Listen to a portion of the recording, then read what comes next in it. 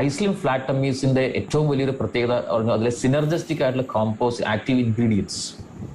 Right. അതിൽ ഏറ്റവും പ്രധാനപ്പെട്ട ഒരു കോമ്പിനേഷൻ എന്ന് പറയുന്നത് ഫാറ്റ് ബേണർ 3 എന്ന് പറയുന്ന ഒരു കോമ്പിനേഷൻ 3 ഹെർബൽ ഇൻഗ്രീഡിയൻസിന്റെ ഒരു കോമ്പിനേഷനാണ് സലേഷ്യ അഥവാ ഏകനായകം, കോളിയസ് ഫോസ്കോളി, അതുപോലെ സെസം കറുത്ത എള്ള്.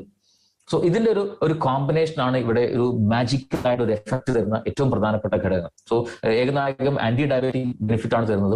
വെയിറ്റ് റെഡ്യൂസ് ചെയ്യാൻ, ഫാറ്റ് ബേണിങ്ങിലൂടെ വെയിറ്റ് റെഡ്യൂസ് ചെയ്യാൻ ഏറ്റവും പ്രധാനമായിട്ട് ഉപയോഗിക്കുന്ന ഇൻഗ്രീഡിയന്റ് കോളിയസ് ഫോസ്കോളി എന്ന് പറയുന്ന ആ ചെടിയിൽ നിന്നുള്ള ഇൻഗ്രീഡിയന്റ് ആണ്. അതുപോലെ തന്നെ കറുത്ത എള്ള് എന്നുള്ള ഇൻഗ്രീഡിയന്റ് കൊളസ്ട്രോളിനെ നന്നായിട്ട് റെഡ്യൂസ് ചെയ്യാനും ഹെൽപ്പ് ചെയ്യുന്നുണ്ടാവും. റൈറ്റ്. ഇത് കൂടാതെ ഇതിലുള്ള പ്രധാനപ്പെട്ട മറ്റു ഇൻഗ്രീഡിയൻസ് നോക്കുകയാണെങ്കിൽ ഫൈബർ സോഴ്സ് ആയിട്ടുള്ള ഉപയോഗിക്കുന്നത് ഓട്സും റാഗിയുമാണ്.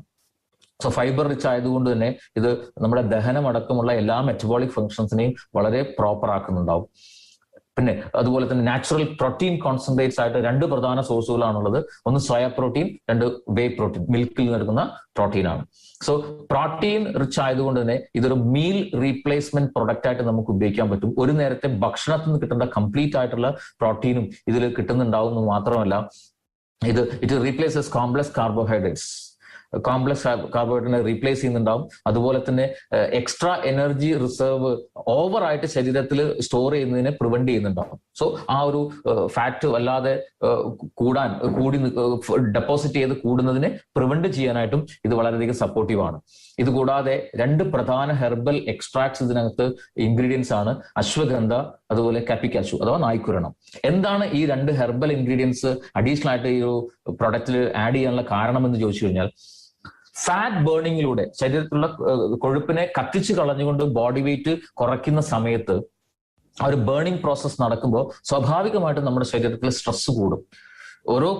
ശരീരത്തിന്റെ ഓരോ ഭാഗങ്ങളിലും സ്ട്രെസ് അമിതമായിട്ട് കൂടും. അങ്ങനെ സ്ട്രെസ് അമിതമായിട്ട് കൂടിക്കഴിഞ്ഞാൽ ശരീരത്തിൽ പലതരത്തിലുള്ള അസ്വസ്ഥതകൾ ഉണ്ടാവും.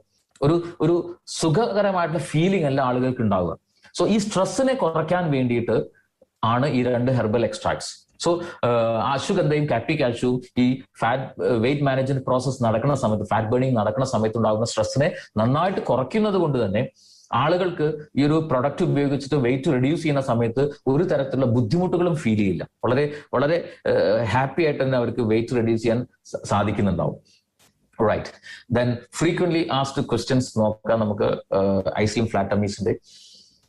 ഡയബറ്റീസ് ഉള്ള ആളുകൾക്ക് ഉപയോഗിക്കാമോ? Yes, of course. Blood pressure high or low category തീർച്ചയായിട്ടും ഉപയോഗിക്കാം.